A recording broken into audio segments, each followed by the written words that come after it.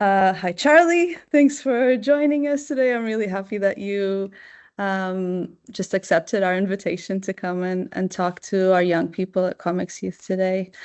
Um, just for kind of an explanation, I guess we're doing this format because not all emerging creatives will have the possibility of going to comics conventions and speak to their favorite creatives. So it's really great that you accepted this and um, also taking the time to meet us online. And we also know that you support young creatives. You've been the patron of the Young Comics Laureate role that has been awarded to Ray as well. So thank you so much for Absolutely. that. We're really happy with it. Um, and yeah, so today we have a huge amount of questions that our young people have gathered for you. And I'll leave it to you to present your work if you want to. Seb is here to share your slides whenever you are ready for it, and then whenever you want, we can go through the million questions that they have for you. Brilliant, Sarah. Well, hello, everyone. Well, first off, I think I will just give you a very, very brief précis of my career and life. Forgive me, I tend to ramble, so I'll try and keep it brief because I know you'd probably prefer to get on to the questions and everything. Anyway, obviously, I'm a cartoonist. I call myself a cartoonist because I believe we all cartoon. I just happen to be at one end of the spectrum, which is the kind of the more, I suppose, realistic inverted commas end. But I do exactly what Schultz does. I take an image and I don't know, do my thing with it as opposed to take it, looking at life and copying that or whatever. Anyway, I've been a professional cartoonist for over 30 years now. I started roughly in the very early 90s.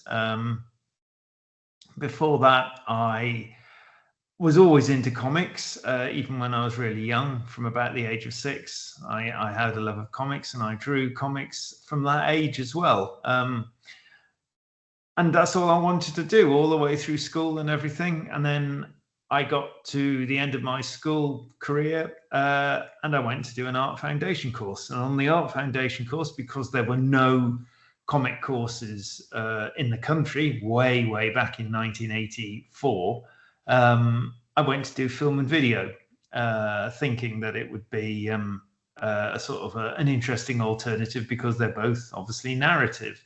Anyway, I did 3 years. That didn't work out. And to cut a very long story short, after a brief period living in London as well, returned home to where I live now in Shrewsbury, and embarked upon a career in comic books. It took me probably about 2.5 years to break in after that. But I was very lucky because, I moved home to my mum and dad's and just worked out of their house every day and worked on a portfolio. So, that was obviously a very advantageous thing to do. So I was drawing comics, almost full time, unpaid, obviously, for, those 2 years. And eventually, by kind of a war of attrition with various editors and stuff, got my first job, which was for the Judge Dredd magazine, which was Judge Dredd. So it was a bit of a baptism of fire, but it was brilliant. A 10-page Judge Dredd strip, which led on to various other characters for that magazine, and then eventually found work over at Marvel UK. And at the time, Marvel UK were doing sort of big things in America. So it was kind of like working for Marvel US, but you were you're working for an office based in London. So my work was suddenly getting seen in the States. And eventually, I got picked up the odd job here and there from various American comic book publishers, which eventually led to Topps Comics and myself doing, at first, Mars Attacks for Topps. This was before the movie came out, back in the mid-90s. And then which obviously led then, because it was the same publisher, to the X-Files. So that was kind of my first major appearance on the scene. And I kind of worked on the X-Files for 2.5 years until I'd had enough, basically. Things didn't work out, shall we say, but I won't bore you with all those details now. So after the X-Files, I sort of just flitted around the industry, really, working for Marvel, DC, Acclaim Comics, as it was back then, various other companies, Wildstorm, which was a subsidiary of DC, for probably 7 or 8 years, being a typical journeyman artist, just not settling on anything, not through want of trying, admittedly. That wasn't my decision. I'd have loved to have settled on something. It was just circumstances always seemed to be against me when that sort of thing was happening. But eventually I got an email from Robert Kirkman asking me if I wanted to draw this little zombie comic. And of course, he just got me at the right time, because I happened to be in between jobs.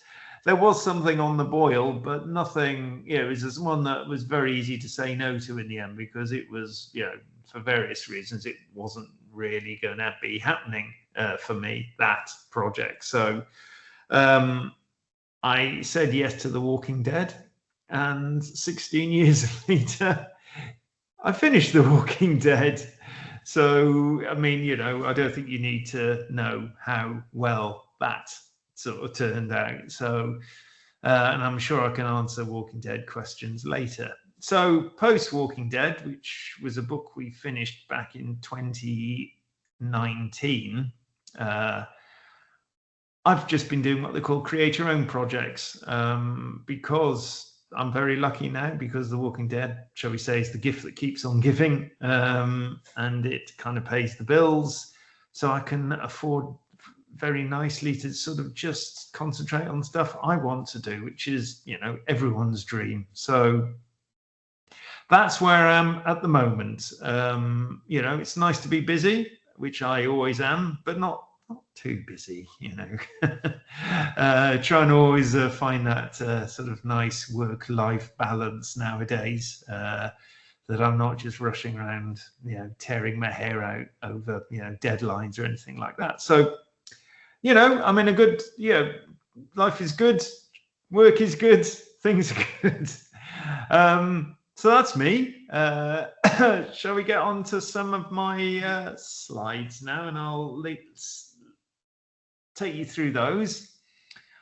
Well, this one, a lot of these are out of order, but actually, funny enough, this one isn't. This was pretty much the first thing I ever drew professionally. I did say Judge Dredd was, but I ended up working with he's still a friend of mine, a writer called Tim Quinn, who used to live in Shrewsbury, my hometown. He's since moved away quite a few years back now.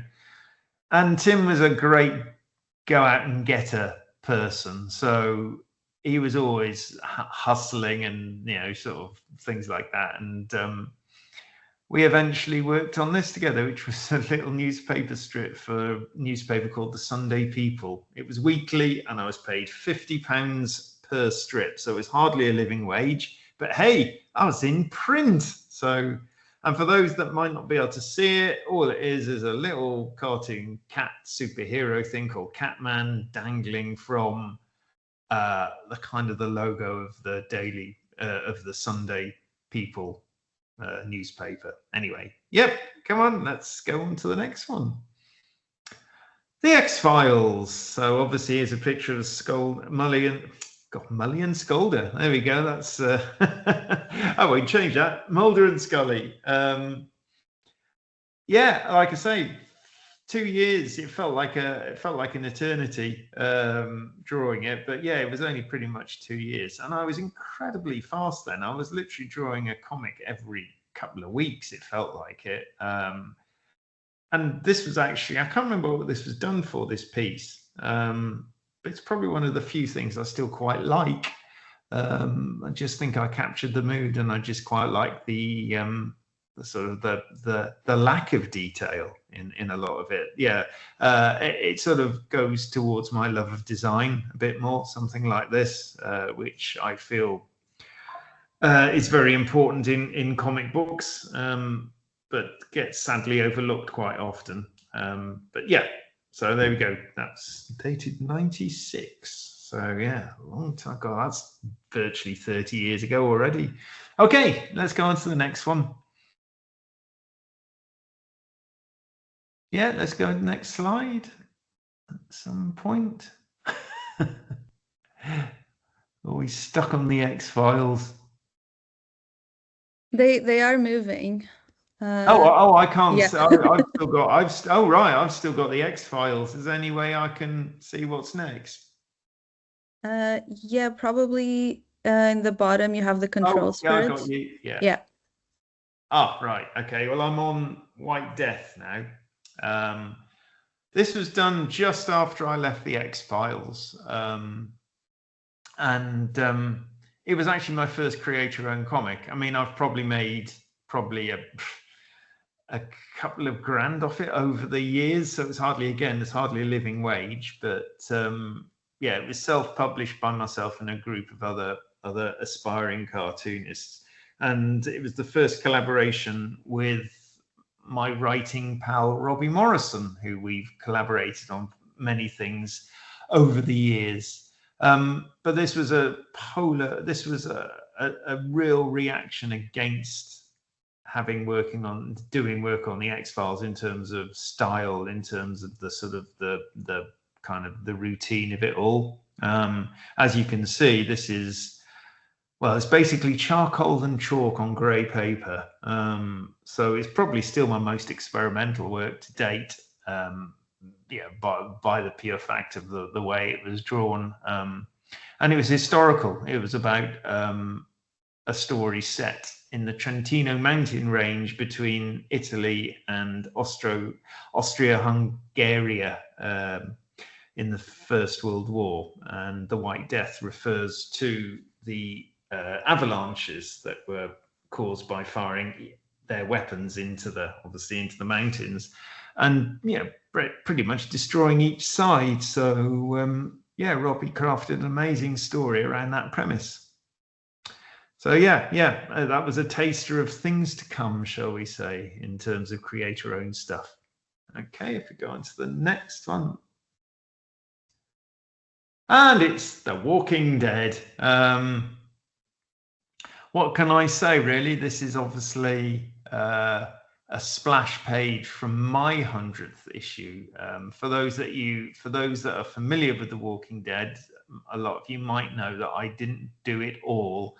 An artist called Tony Moore did the first 6 issues, and I basically did the other 186. So yeah, so issue 100 came out, but it obviously wasn't my 100th issue. So issue 106 came out. It was my 100th issue. So this is, a splash page from that of Rick and his gang fighting a bunch of zombies. And I kind of felt we needed something like that for my 100th issue. Okay, we'll go on to the next one. More Walking Dead. This is well, it's not a cover. I think it was done for, I think it was done for the 20th anniversary. I'm not 100% sure now.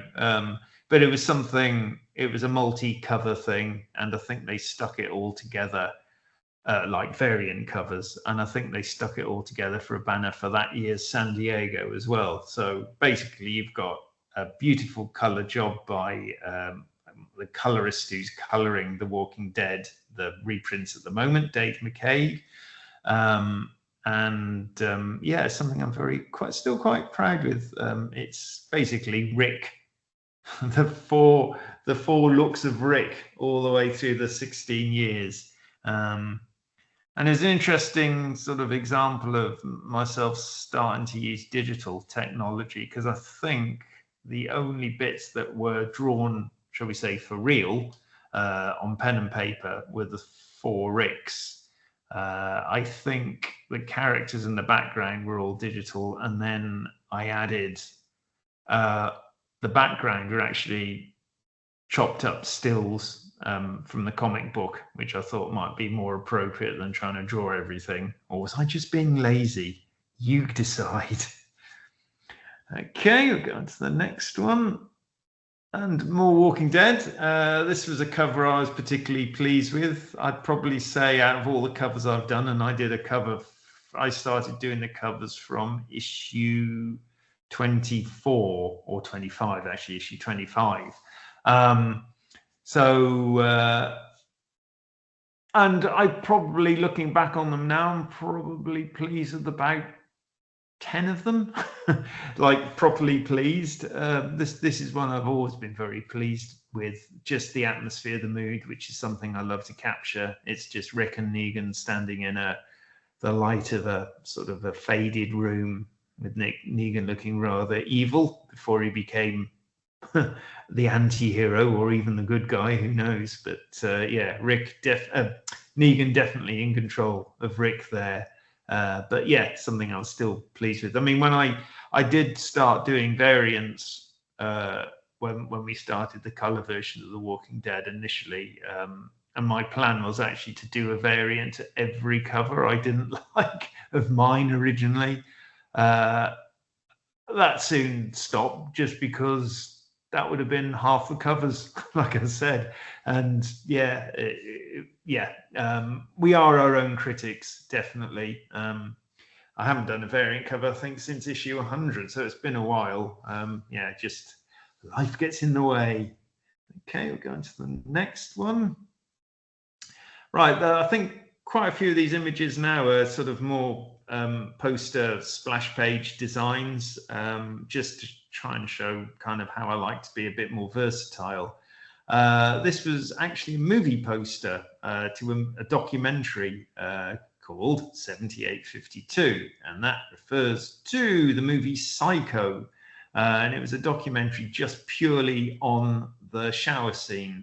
And I knew the documentary maker. He'd done a documentary on zombies before, which I'd done a poster for as well. So he asked me to do this, and I'm, being a Hitchcock fan, especially of this movie, I jumped at the chance.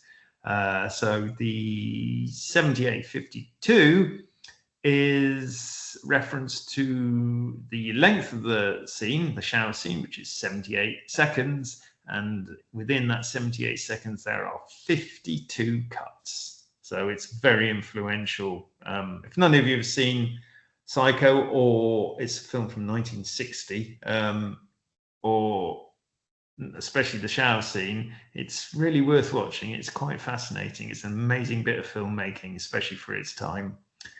Okay, go on to the next one.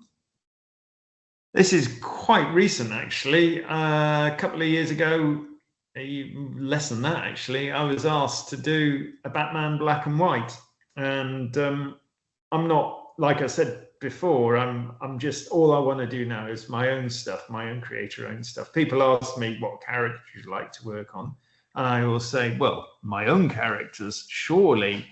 But Batman's a bit of fun, and I've got to admit, 8 pages of Batman is more than enough for me. So, and then they asked me to do a cover for it afterwards, because obviously Batman black and white is, well, it says what it says on the tin, doesn't it? It's a strip in black and white. So obviously, but the cover had to be color, and the story is basically about some goon that Batman's constantly sort of hunting, and he just sees, as you can see from the cover, Batman everywhere. Okay, we'll go on to the next one. Again, the cover I've always been quite pleased with. This is for what they call French bande dessinée, which is French for comic book. I'm a big bande dessinée fan. One of the first comics I ever read when I was 6 was Asterix the Gaul. So yeah, obviously I didn't realize at the time when I was a 6-year-old that it was, French. But I've done 3 French books, original French books. I mean, I've had a lot of stuff published, you know, obviously translated, especially Walking Dead, things like that, by various French publishers. But this one was an actual variant cover for a French publisher, which they asked me to do. The name of the thing escapes me, but I just like it because it's quite nice in black and white. It's a girl approaching some monster, but again, always trying to make it interesting. Trying to make the design of the thing just as appealing as the imagery and the kind of the in-your-faceness that most comic book covers are. Okay, go on to the next one. This is our latest collaboration, myself and Robbie. Obviously, back in the mid-90s, we did White Death, and bang up to date, because it only came out last year, is a book called Heretic. This, again, is a historical thing. Rob and I seem to do historical stuff together. This is now set in 16th century Antwerp, and it actually has the 2 main characters in this story, because obviously for those that can't see this image, this is actually a comics page, so it's a sequential image. The 2 main characters, Cornelius Agrippa and Nicholas Wire, are real characters. They are not fictional. They're factual characters, but within this framework of the story, obviously we're telling a fictional story. It's all about Spanish Inquisition, witch hunts, etc., etc. So it's a kind of a gothic murder mystery story with elements of horror, I suppose. But again, I opted to go for a fairly experimental style. By this time, I am drawing digitally now. This is all digital. But instead of using kind of pen and ink tools, I'm using pencil tools to draw it, because I just thought this, again, the subject matter felt that it needed a more rough, for want of a better word, feel to it. So I'm using more textural things. And we made the decision quite late on, actually. We always thought it was going to be in color, but eventually, because I use so much sort of gray tone, as you can see in the work, it just looked better in black and white. We tried some really great colorists on it, but no one could really capture what we wanted. So we ended up thinking, yeah, let's just do it in black and white. So, okay, go to the next one. This is an album cover. I've worked on quite a few albums. The only sort of famous band, inverted commas again, that I've worked with was Slipknot, but that wasn't actually on an album cover. That was more for a magazine cover. All the other bands I've worked with have been, you know, sort of small name bands, primarily because I can have control then. As nice as the Slipknot guys were, when you got involved with the management, it was problematical, to say the least. Whereas something like this, I had full, pretty much creative control. I mean, the singer gave me a few guidelines, but by and large, they were really happy with the imagery I came up with and what we were concocting together. So yeah, very pleased with how that came out. Again, it's an album cover. It's a bunch of guys lined up in the foreground, all with different presidents' masks on, and just a very grim background in kind of purple, grey, black kind of colours. Yeah, pleased with that. Okay, next one.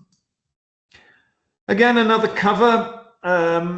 Just trying to show how things, I don't know, can look interesting, can look different, always striving to kind of make it more unique.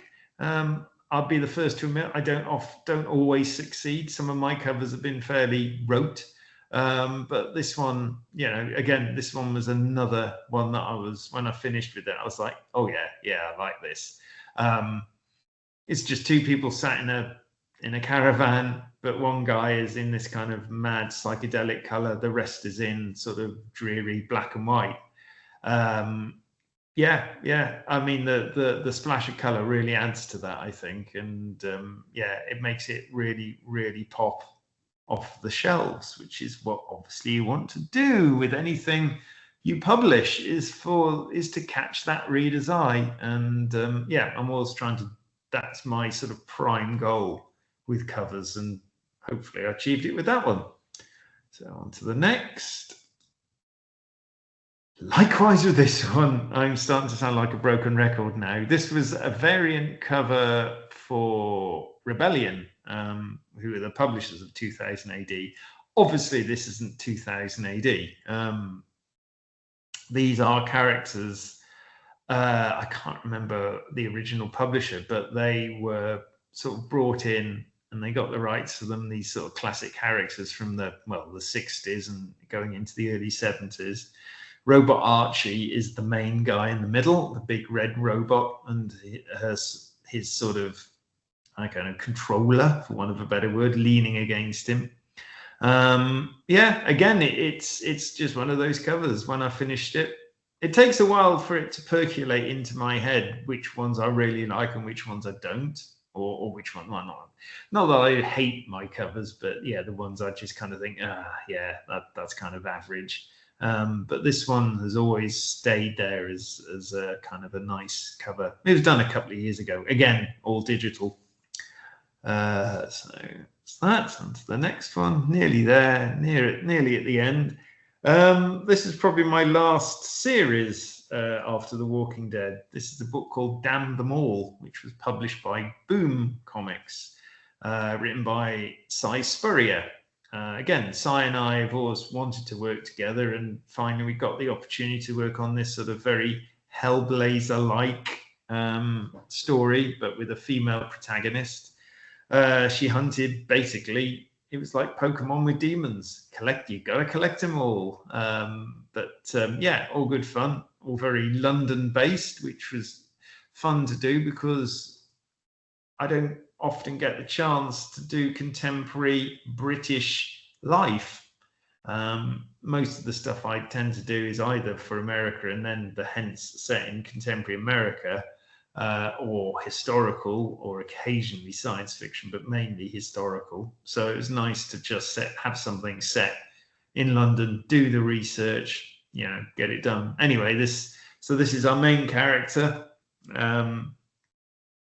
In the right hand side, and every cover had basically a character from Damn Them All to the right hand side, a demon in the background in the sort of the color hold, and some silhouette of something going on in the left hand sort of bottom corner. So it's always this sort of three-pronged kind of design that I was always working with. So, but that one is particularly strong in my opinion. Okay, we'll go on. This is probably my proudest work to date, I think. This is a book called, I think the last two slides are, let me just check. Yes.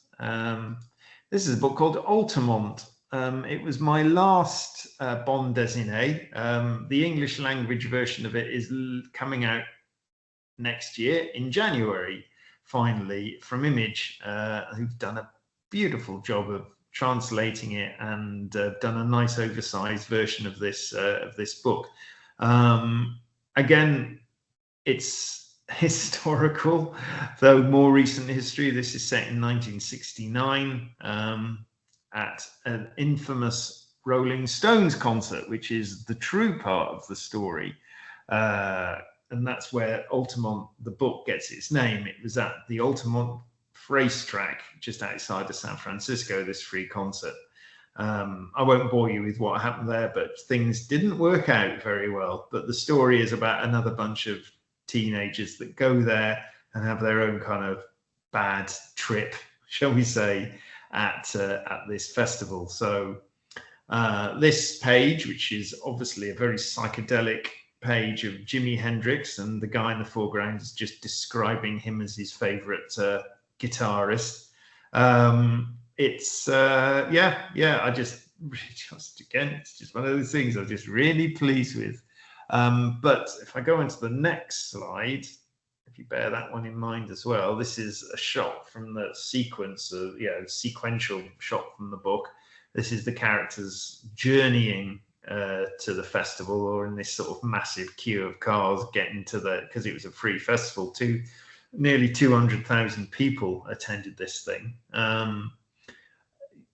I was using, just a couple of things. I was using Letrotone as a kind of a device to make it look more like the 60s, try and sort of give it a more of a retro feel. And also, this is the one and only book I've fully coloured. So I did everything, apart from the lettering, I did everything on this, pencils, inks, colour. I mean, obviously, I've coloured lots of covers. I've coloured lots of short stories, 8-page, 10-page max. But I've never done 120 pages. So, and I'm a very slow colorist just because I'm not used to colouring. I don't know the shortcuts that most, professional colorists know. So it's not something I'll do very often, even though I'd love to. I'd love to have the time to do something like that every time. But even though nowadays I don't have as much, even though my deadlines aren't as manic as they used to be, I still don't have the time to color, unfortunately. So this might be the only one, who knows, of my career that I colored. So yeah, I loved it. I love coloring. It's great. And because, again, you're master of everything then. You're master of your own destiny, which is brilliant. Yeah, fingers crossed it does really well in the English language. Okay, that's it, I think. That's the slideshow. Thank you. That was great. Thanks for that. Yeah, can I ask you a question just on a segue from the coloring? Sure, yeah. Yeah, okay. So I'm gonna like hop in and out of all the questions that the young people have because there's so many. But on the topic of coloring, you've answered already a lot of questions about like, do you do the coloring yourself? But when you do choose the colorist, because you were saying that on one of the projects you were working on, you couldn't find someone that would fit with your project, and then you ended up doing it black and white, which seems to be your favorite go-to. Uh, how do you choose a colorist? Where do you find a colorist? Is it word of mouth? Is it people you've worked with before? Is it someone that is someone tells you to look out for someone? Well, believe it or not, most colorists have been chosen for me. Okay. I mean, with my input, publishers, editors, or whatever will say, "Oh, we've got this person. What do you think?" And you go, "Yeah, there's a couple of times I've rejected colorists, but yeah, literally the project I'm working on now. This is the first time I've actually said, let's have this person.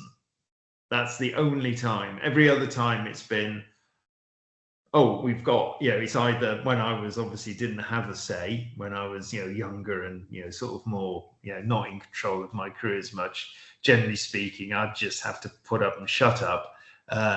But, post Walking Dead, everything has been, I did a book called Vampire State Building. That was another Bond SNA.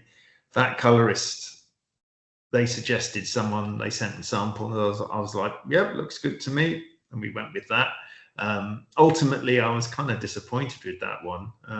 You see one sample of something, and of course, then you've got another 100+ pages to look at. And I'm not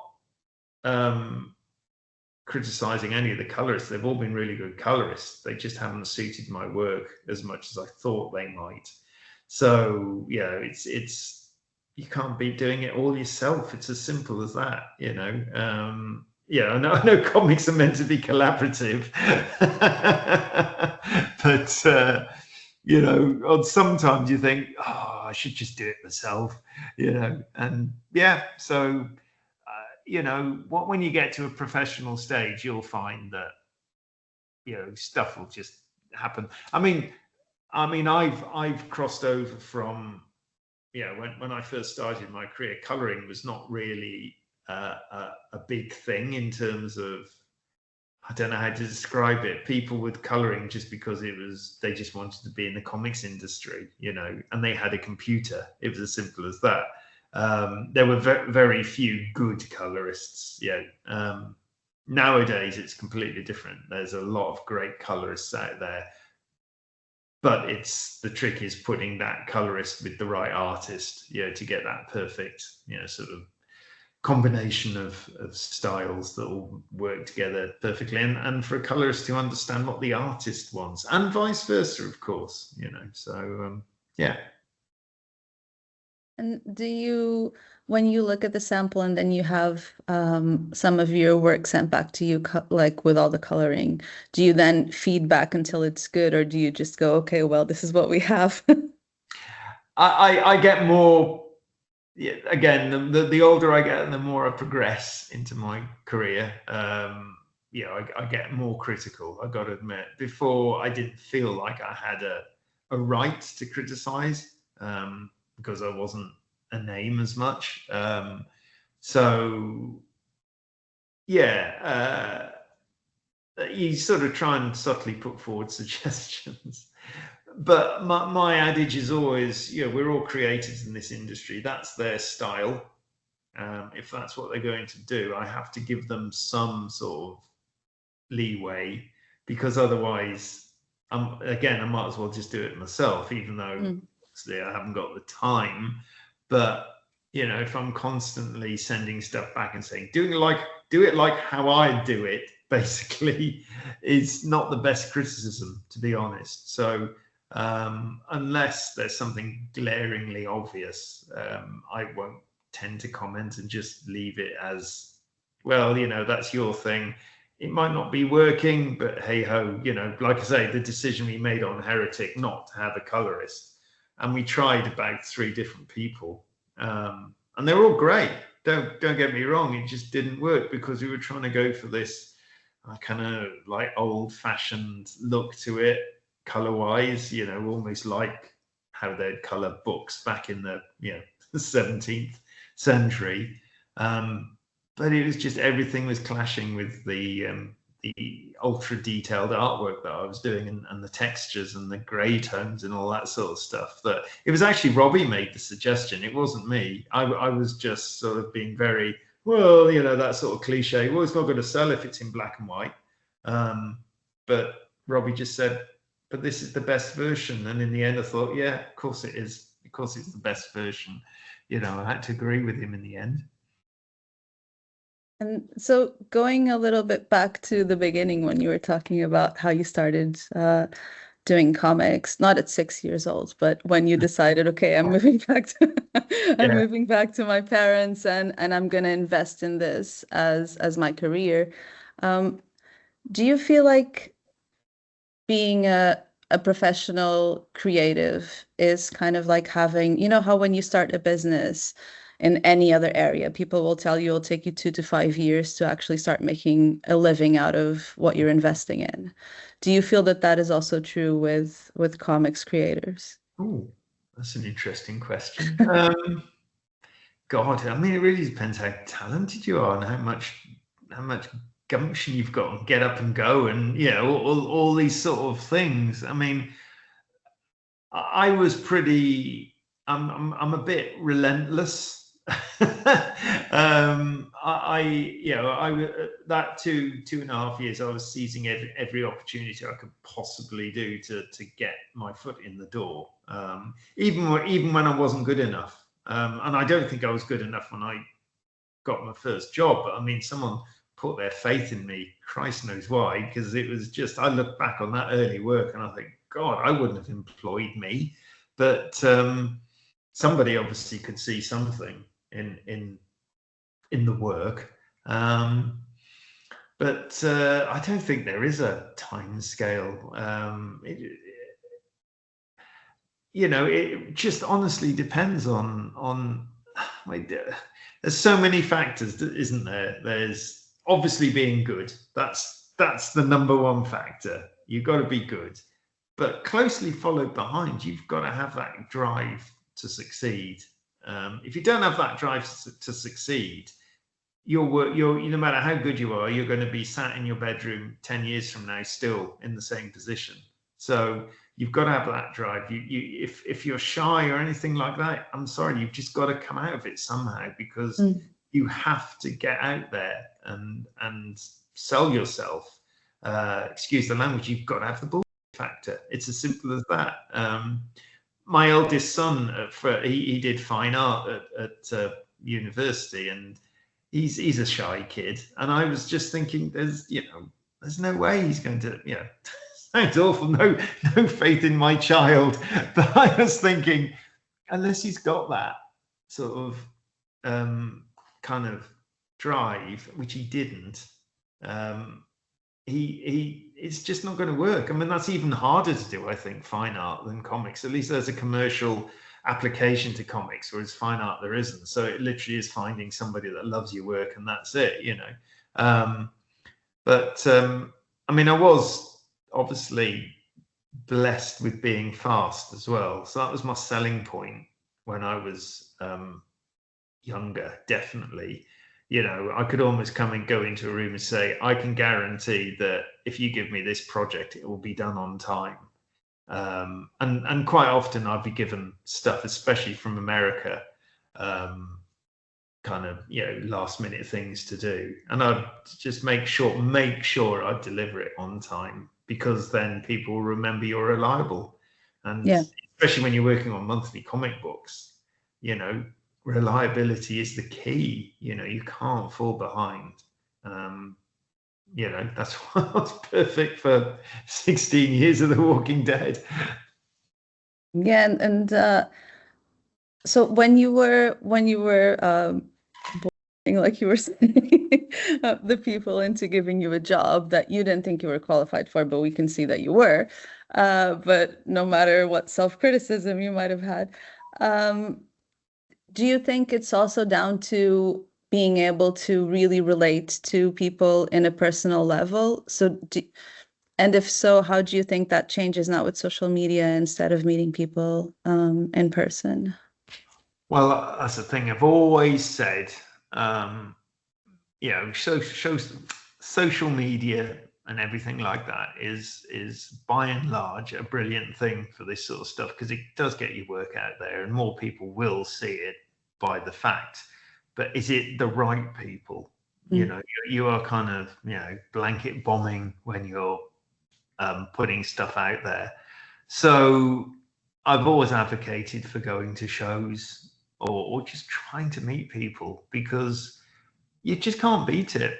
I mean, I was very lucky, because when I was trying to break in properly, two factors. American comic books were doing really well at the time, so they could afford to send a shed load of editors over to our cons. And there's only two cons in the country at the time. There was one in London and one in Glasgow. So I had kind of two opportunities, as opposed to, I mean, occasionally I'd go down to London and sort of try and blag my way into 2000 AD or whatever. But yeah, generally speaking, there were two opportunities. But with those two opportunities, there were about 20 editors I could hit up over a course of a weekend. And it wasn't like it is now, where they have these sort of set portfolio reviews. It was, an editor would just be sat at a table with the various creators, obviously with the publisher, and you got to know who the editors were. And I just go up to them and go, "Would you like to look at my work?" And pursue them until they did. So I was only told off once, actually, by an editor, and it was a British editor. I just overstepped the mark. Not in a nasty way. I just pestered a bit too much. So there is that little thing you have to bear in mind as well. You can't go, having said, show that drive and go for it. Be careful not to overstep the mark and really piss an editor off, because obviously that's not necessarily worse, but it's just as bad, isn't it? Especially if your work is on a kind of a tightrope of being accepted or not. If you come across as too needy or pestering too much, they are going to go for somebody else. So you kind of got to play that game. So it's a lot of it's a lot, like you say, it's a lot of knowing these people, and it's a lot of trying to form. You do try and form a relationship, because you know full well if you can connect on something, you've got they will hopefully remember you. It's all about them remembering you, I think, especially if your work's not the most stunning work ever. Certain people have just got instant jobs because their work is utterly beautiful and stunning. That's, you could be the world's worst human being then, and it doesn't matter. But when you're on a kind of when you're trying to break in and you know your work's not as good as that, you've got to try other ways. Try and be friendly and try and make a connection, but not that friendly. Not too friendly. Yes. Not stalker friendly. Sorry? Not stalker friendly. Not stalker friendly. Yeah. No, exactly. Yeah. Do not approach people in the pub, for instance, at the end of the day when they're all having fun and you sort of slope up with your portfolio or whatever and go, oh, can you look at my work? You don't do that. Yeah, it's an obvious thing not to do. You have to wait. You do have to leave it for professional times, unless that editor has said to you or something, oh, show me later, or I'll be in the bar later, show me then. If they say that, that's your green light, isn't it?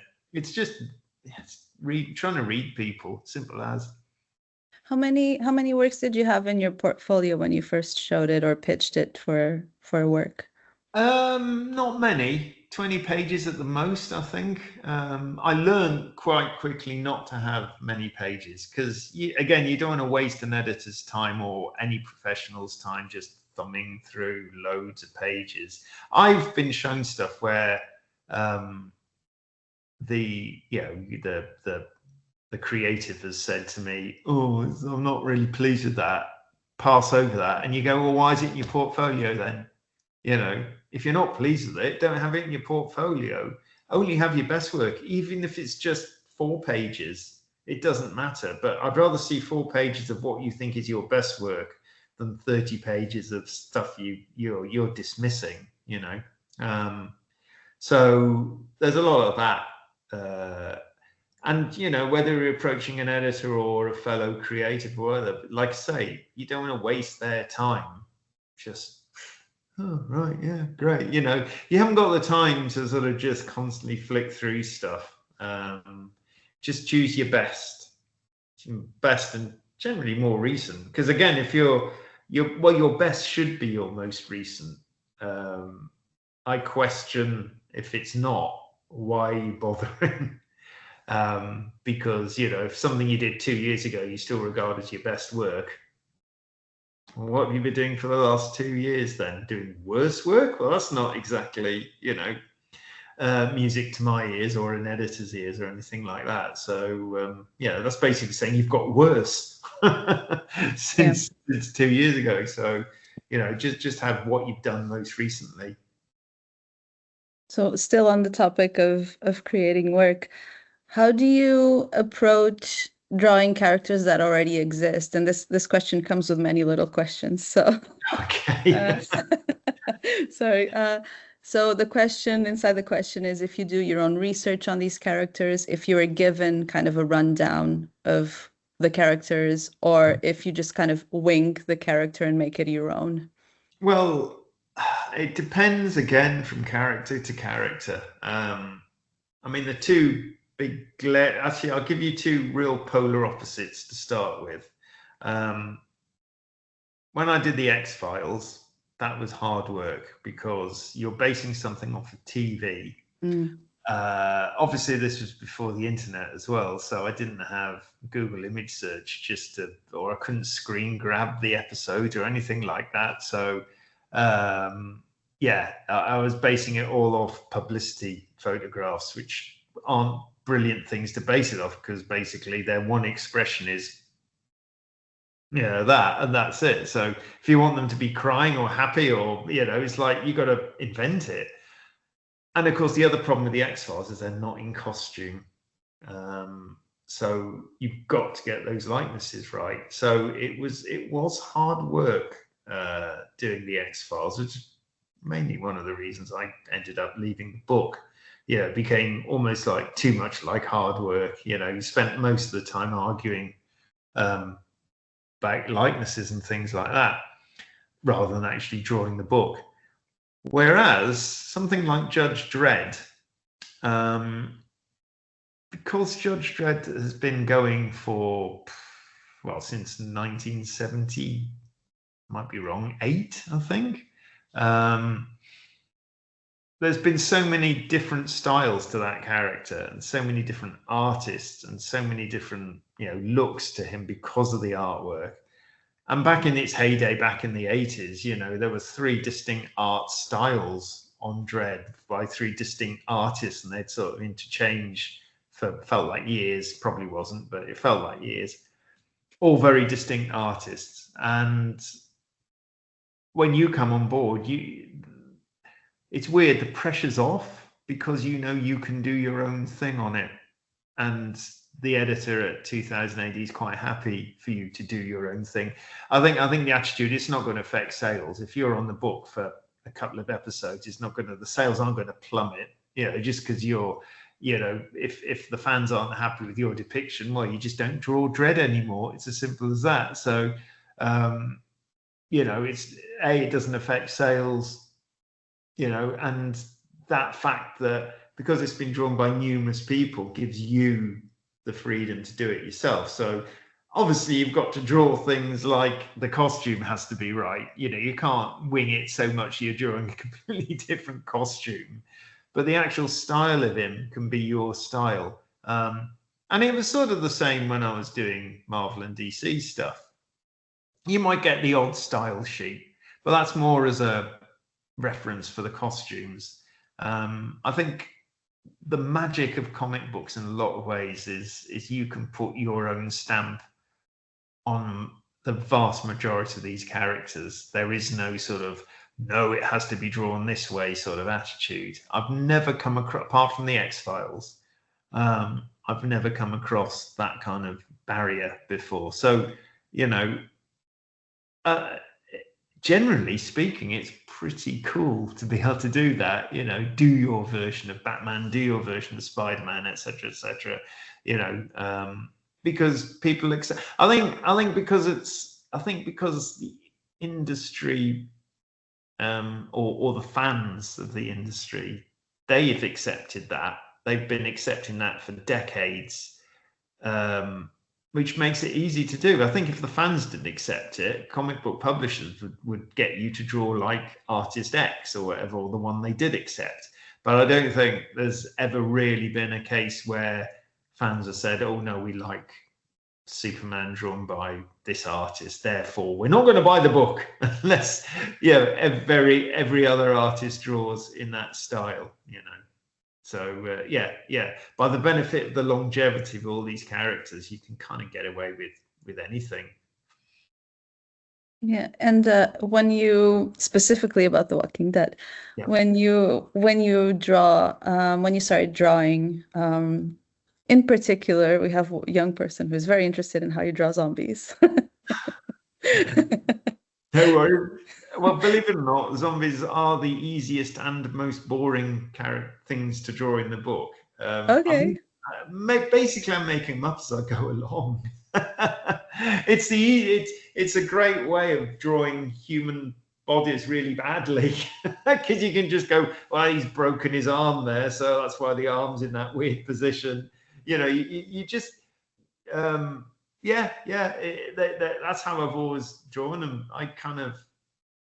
I literally let my pen, I let my hand just freestyle almost, and suddenly there's a zombie, and you can just make it as human or as horrible or whatever as you like, and it's kind of fun. But I got to admit, after, well, like I say, 180 plus issues of the comic, especially when Robert asks for a horde of zombies, you're like, oh god, the sort of should we say the imagination well has certainly dried up occasionally. Did you ever feel tempted to put someone you don't like as the face of one of the zombies? I tell you what's weird. I've never drawn anyone. I mean, at shows at cons and festivals, I'll draw people as zombies if they want, but I've just never put friends or family or people I don't like as zombies in the book. It's kind of boring. I should have done at certain places, but no, never did. Perhaps there was just never any time to think about doing stuff like that. It was almost like, get it done, you know. Yeah, because you finish an issue like super quickly in under a month? Yes, I was Yeah. when I was being walked out. I think I've slowed. I mean, I'll be 60 next year. I've definitely slowed down nowadays. But when at the height of The Walking Dead, I was literally doing an issue every 2.5 to 3 weeks. So, I mean, I keep saying, you know, we did it regularly for 16 years, but it's crazy to think, looking back on it now, that yes, I did do that, but also I had spare time. You know, I could go on holiday, or, you know, my 2 kids were both born when I was doing The Walking Dead, you know, or actually one was born just before, but, you know, and I had time to be a dad, you know, and things like that. And I had time to do other projects, which sounds insane now, but yeah. I mean, there are a couple of factors professionally that I employed to speed up. Well, 2 main things. One was quite quickly I reduced, because obviously I was doing this physically on paper. I reduced the paper size quite soon. I think I got about to issue 36 or something like that, and I noticed I was starting to struggle, so I suggested to Robert, can we shrink it down to almost comic size, you know, American comic book size? And he was a bit doubtful. He said, well, do a page, let's see what it looks like. So I did a page, and he was like, well, it doesn't look any different. Okay, let's do that then. And but of course, just by the benefit of doing something, you know, that's that big as opposed to that big, you're speeding up by the fact that you're just less room. It's as simple as that. And the other thing I always used to do as well, which I think kept me fast, was I'd work very consistently, like literally page 1, start top left, work down bottom right, page 2, same, page 3, same. I'd never be one to go on to start with page 6 because it was easier or it was warming up or anything like that. But the trick was, as soon as I finished bottom right panel, put it away. Don't look at it again. You know, it's finished because I've inked it, so it'd be hard to change, which is kind of the problem with digital. Yeah. You know, you can easily change, but I've just put it away. So the next time I'd see it virtually was when I was going to get the pages photocopied to, you know, to keep my own copies, because obviously, well, I wasn't. Initially I was sending them to the publisher, then I was scanning them in when I got a scanner, and then I was keeping the originals, but then I was sending the originals to my art agent in the States, so I still wasn't keeping the originals. So I basically always thought a decent photocopy with a, you know, was my original, and I kept a record of everything. But yeah, that was the next time I saw the artwork. But by that time it was too late because it was going through the photocopier. So there's loads of pages I don't like, but at the end of the day, you got to remember, so long as the story is king, so long as the storytelling is there, no one expects every single panel to be perfect, because you're not a robot. This is the beauty of comic books, is the fact that, you know, you make mistakes, you can do things wrong, or you can draw a face that's not right, or the head's too big, or whatever, or the perspective's wrong, or things like that, because I think most people understand you're doing a lot of work. You can't make everything, you know, absolutely. You know, if you want to do perfect work, go and work for the French market, you know, and go and do a 48-page album a year or something like that, and just concentrate on that. But, you know, that's not how the UK or the, you know, American market works, generally speaking. Yeah, that's really good advice as well about the speed and accepting your own mistakes. Yeah, And then, you've got to, again, it's the profession. It sounds weird because it's making mistakes, but it's the professional way. If you're constantly tweaking, you'll never become well, you'll never make it in the industry, because again, especially if you're new, no one's going to want you to be constantly working on 6 pages for 2 months or something like that. It's just not practical. yeah, and are you able to do that as well in digital, to like go as soon as you finish the inking? No. Thank God I just do most of all my digital work now, and I am pretty much all digital now. I think it's a product of age, because my eyesight isn't as good, and the hands aren't as steady, so digital could erase all that. Yeah, I have a big problem with tweaking stuff, unfortunately, now. But I'm lucky enough that the deadline isn't such a big deal. So at least I can afford to tweak it, Like I said earlier, I can't believe I look back on, Walking Dead days or X-Files days and thought, Jesus Christ, I did 22 pages in, 3 weeks. It's just mad. I couldn't conceive of that now. How do you motivate yourself for doing it for so long in the same project for so many years? Because I love what I do. Okay. I'm at my most relaxed when I'm drawing. Literally, everything else is that sounds awful. I was going to say everything else is hard work. That's like saying my wife's hard work. But no, everything else yeah. I just love drawing. Why would I keep saying, why would I want to do anything else? I just sit here in my studio, surrounded by my stuff, and and I was lucky enough. I've built a studio as well, so it's literally purpose built for requirements.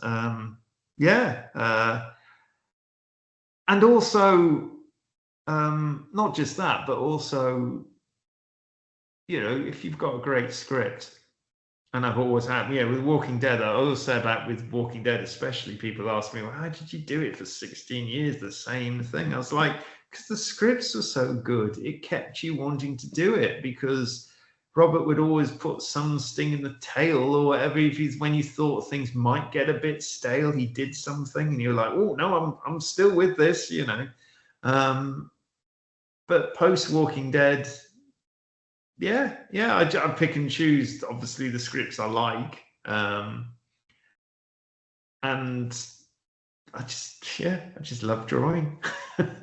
What attracts you when you're choosing a story, or even do you choose a writer, or do you choose a story when you decide to do your own? It's a bit of both, actually. I mean, prior sort of there's been a few writers I've worked with over the years, sort of on and off constantly. Robert's obviously my longest serving partner in crime, obviously. But Robbie, for instance, is another guy that we did two. We did White Death, we did Heretic, and we've done various other little things over the years. Joe Casey, not that I haven't worked with him for a long time now, but we used to collaborate a lot. So I used to say I love working with the people I know, which are kind of those guys. But lately, it's just weird where you get your writers from. Like myself and Cy Spurrier on Damn Them All, that was definitely, we should work together at some point. That was a mutual thing we sort of agreed on. And you'd meet him at shows and constantly talk, and all that sort of stuff. More recently, I've been working. The book I'm working on now is with a writer called Chris Condon, who works a lot with Jake Phillips for Image, and I met him through Jake quite a few years back, and I really liked that Texas Blood, which is the book they worked on together originally. I just remember saying to Chris, oh, it'd be nice to work together on something. And just the planets sort of weirdly aligned last year that we are doing something together. So it's kind of one of those just sort of serendipitous things that kind of happen. I mean, a couple of times I've gone after a writer, specifically recently. We are going to do a project together, which I can't talk about, but that was specifically, I got in touch with this one writer and said, I really admire what you do. How about we do something together? I've never done that before. That was a first for me. So yeah, it's various ways you sort of collaborate. Altamont was a weird one because it was weird it being French initially, because it's obviously a big American story. Originally, that the kernel of the idea was mine. And then I talked to a couple of British writers about doing it, and I was about to embark on it with this one guy. And he came back to me eventually. Thankfully, we hadn't really started it yet. I might have done a couple of character sketches, but I would have done anyway without the writer. So it wasn't a massive ball ache. But he came back to me and said, I'm sorry, I can't do this. It's too much research. And I'm not. I just don't think he was passionate enough about the subject matter that he wanted to do the research. So it's fair enough. I said, no, it's fine, because, you're going to, at least you told me now, as opposed to halfway through a book, or I've done loads of designs or whatever. So, but then I was a bit of like, oh God, where do I go with this now? Because I was really in the mood to do it now. And so I was talking to quite a few people about it, but one guy I did talk to is my French editor on The Walking Dead, a guy called Thierry Mornay, who's a brilliant editor and a brilliant guy. And I just casually said to him, oh, I've got this idea. You got any suggestions of anyone I could contact? And he put me in touch with this French writer called Eric Hanna. And it's kind of weird how these things work out, because he had worked on one book with Sean Phillips, who's a good friend of mine, who's the dad of Jake Phillips. And so I kind of knew him by default anyway. Anyway, we got talking, and basically he'd written the script within a month or something like that. And it's exactly what I wanted to do. It's amazing how close he became to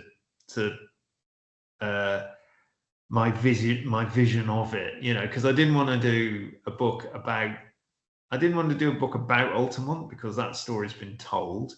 I wanted to do a book on music, but I didn't want to do a book primarily about music, because I think that's really hard to do in comic books, because you've got no sound. It's as simple as that. So Altamont always had to be the background to this adventure, shall we say.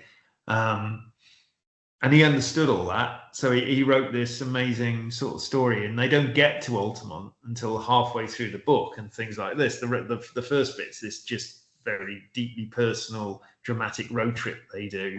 And then they get to Altamont, and then bad things start happening after that. But it's exactly with the background of Altamont going on. So you get to draw music, but in the background, which is perfect for that sort of story, So he got it perfectly, But then the weird thing was, we got on really well. We were about to do another bande dessinée straight after for the same publisher, which was Glénat Publishing in France, a big publisher over there. And it was his story this time. And I worked on that book for about a month. And we ended up agreeing to disagree, and I walked off the book. So no hard feelings. It's like we still chat occasionally, but we realized it just wasn't going to happen, for various reasons.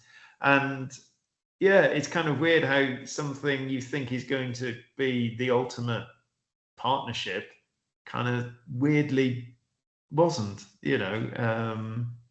but fickle bunch we are. And do you have any advice for when someone wants to step away from a project and do it in a in a way where they don't burn bridges? Mm. Well, thankfully, well, again, as I keep saying, thankfully, I am very lucky to be in the position that if I don't want to do or don't want to carry on doing something, I'll just go, I'll see ya, and not off I trundle, and nothing's affected. But thankfully, with that project, even though Glennar were probably going to publish it, we'd not signed anything, and it was all very vague. I'd talked to the editor about it, and he was like, "Oh yeah, we'll probably do that." That was it. That was the stretch of it, and then I spent a month, just doing kind of character designs, and then did a couple of pages, and then the thing all fell apart. So it wasn't like there was a big deal beyond the two of us working on the book. So my advice is try not to walk on projects, especially at the beginning of your career, because that's not going to be looked on particularly favorably, is it? Accepting something. God, if when I first started, any job would have been brilliant. Do you know what I mean? Because I'd be drawing comic books. I'd be making a living out of doing what I love. Obviously still am, but that was my attitude back then, and it's always remained that way. So I remember once things weren't going very well financially, shall we say, and there's been a couple of worrying times as we all go through. And the thing that got me through that, apart from just my general bullishness of going, yes, I'm going to get something somewhere, whatever, was the fact I kept thinking, what else can I do? Stack shelves in Sainsbury's? That's probably not as attractive. I might be earning some money, but I'd rather be poor, and do or try and do what I'm doing than the other way around. So that was kind of a thing that was always in the back of my head as well. It's like, what else can you do? Nothing else. This is it. Okay, well, I'm gonna open the chat for just a quick moment for anybody who has any extra questions. Let's see if it's working. Okay, I think it should be available now. If anybody wants to write a question in the chat in the last few minutes that we have, I hope it is available. Seb and Sarah, can you verify if you can use the chat? Hopefully, yes. Oh, we have a raised hand as well. Ooh. Would you be, let's see. Oh, chat is here, yeah. Okay, we have a raised hand, so maybe I'll turn on, okay. So for portfolio pages, should they be pages from one story or many different ones? First question. Doesn't matter. Just show that you can tell a story. If it's in one page, tell a story. No one's going to read it if they're sat there in a show. So I don't think it really matters, so long as there's distinct, a really good sense of you telling a story. I don't think it really matters, because if you're showing it, especially if you're at a show, you're not going to have much time with that person anyway. But the thing about going to a show is not just showing editors your work. Show anybody your work. Get as much of advice as possible is just as important as trying to come away with a job or the prospects of a job. And that goes to, if you're an artist, the one thing I did when I was trying to break in was also hook up with a writer in a similar position, because I think in a lot of ways, the worst sort of case scenario is, as an artist, you haven't got any ideas for a story, your inspiration will be with a writer. So it's always quite handy to hook up with somebody like that, and at least they'll provide the inspiration for you to sort of do various pages, and then you've got a story to work from. It's as simple as that. Because obviously a writer's not going to just send you a random page of script and you do that random page. They'll, I assume, send you a whole story. So use these shows as just a networking thing. It's as simple as that. Don't go away disappointed if you excuse me, if you haven't talked to any editors specifically. It's getting harder, I gotta admit, because there are less editors at these things, I find. And the editors that are there seem to have more very specific portfolio review times and sections. I mean, yeah, please sign up for those, because that's how you're going to get your work seen. But it's not like you can go around these shows and hit up loads and loads of different editors. So the alternative is to go up and hit up fellow creatives, people in a similar position, just networking, because you don't know where a job will come from. That's the thing. Suddenly if you're good, something will happen at some point, and you'll be blindsided by it, really. Yeah, we all have been. Nothing's predictable. The more people you know, the better. That's really great advice. And there's a few other questions about just finding your way around. I think you answered a few of them, but someone said, if you're trying to get into the industry today as a writer and/or artist, and you live outside of London, what would your approach be if you were doing it now? Well, I mean, you can live anywhere and work. It's just getting to these places to show your work. I mean, the irony is the two big pure comic shows are both up north. There's nothing in London, apart from the big monster sort of, things with loads of celebrities and stuff. But those aren't the best place to try and get work, because they're just horrible. So there's Thought Bubble, which is literally happening this weekend in Harrogate. And you'll be there? I will be there, yes. Yeah. And there's LICAF, the Lakes International Comic Art Festival, which is at the end of September going into October, depending on how the weekend sort of falls. And that's it's in Bowness, but I think it might be moving back to Kendal, where it originally started, because there's better infrastructure in Kendal. So there's two ones there that are worth going to as a potential comic book person, and you will meet a wide variety of people at these shows, definitely. I mean, God, if you've got the money, I know it sounds awful, but if you've got the money, go to the States. There's multiple shows over there, and you've probably got a better chance of hitting up the right sort, if that's a kind of a word, of editor. The British industry, especially if you want to work, in sort of the area that I work in, it's 2000 AD, and that's it. There's and the Dread magazine. There isn't really much else out there. So yeah, you've got to sort of go abroad, to be honest. I don't really know about hitting up people with manga stuff. I know manga's obviously huge. France is tricky because it's a bit more, it's very exclusive there, in terms of, I mean, there's very few shows in France where editorial turn up anyway.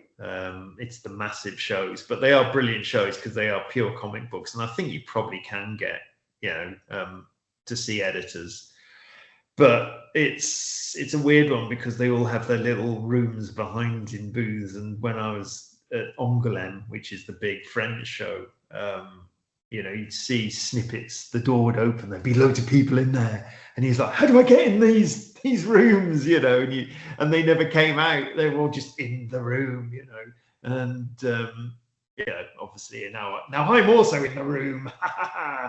But it can be tricky. It's playing politics. It's as simple as that. And another one, actually, these two can be combined, I guess, which is, how would you describe your process for crafting a narrative? And then a few people have asked about getting over creator's block as well. So maybe there's a connection between the two. Creator's block is really easy to get over because us as pure comic book artists, without being writers, we do have the inspiration, which is a script. So I've never had a creative block because I've got something that always inspires. I've got something saying page 1, panel 1, this happens. So you go, right, okay, I'll draw that then. It's not that hard. If I was a writer, I'd be really scared because that's when you get the proper blank page. I will say there's only one difference between being a fine artist and an illustrator. An illustrator can go in their studio and just go, "Hey, what can I do today?" and just start painting or sculpting or whatever. It's kind of that approach, and you just make marks and see what happens. An illustrator, to get going, needs the inspiration, whether that's in a script or a project. And I always have to give myself, if I haven't got a script, I have to give myself a project. I mean, I did a life drawing book a few years back based on loads of life drawing evening things I went to years ago. And the reason I kept going back to life drawing was because after about the third time I went to this life drawing session, I thought, "Oh, I can get a book out of this." And that was my inspiration for going back, because to get enough drawings to do a book, So anyway, I digress. So I don't have a problem with creative block, because like I say, the script is always kind of telling me what to do. So that's never been an issue. Sorry, what was the other question? It was, how would you describe your process for crafting a narrative? Oh, right. That's the hardest question to answer. This is why I'd be a terrible teacher, because I can't describe how I do it. I just do it. I literally get the script. I mean, obviously that's telling you a lot of stuff. It depends on, whether it's minimally written or maximally written. It's describing what a writer needs to see, and what the public will need to see. But beyond that, I just see images in my head. It kind of just spills out like a movie. I see it as a movie, to be honest. It's all camera angles and what do I do here and what do I do there, and that's the fun bit though, is arranging that all into a page, and but aside from that, God knows how I do it. I can't play. I'm the world's most uncoordinated person. If I'm walking through a park and there's a bunch of kids playing football, my worst nightmare is when they kick the ball out of wherever their pitch is, and one of the kids go, "Hey, mister, kick the ball back." That is my worst nightmare. So I can't understand how anyone, especially a professional football player, can do that, and can a football player say how they can control the ball? It's like, you just do it. You've got a skill, you've got a talent, and it's just one of those things. And I believe everyone's got a talent. I'm not sort of bigging myself up in any way. I've just been very lucky that I can use my one and only talent. Okay, well, you did mention that you have to go to a concert that you're playing at. Just be drumming in, yeah. And I guess we'll all see each other at Thought Bubble. Absolutely. Thank you so much for coming to this talk and having the time to just answer young people's questions. We really appreciate it. And this was really fun. Thank you. No worries, Sarah. It's been fun. I've really enjoyed it. Thanks a lot. Thank you. Okay, bye then. Bye, everyone. Bye.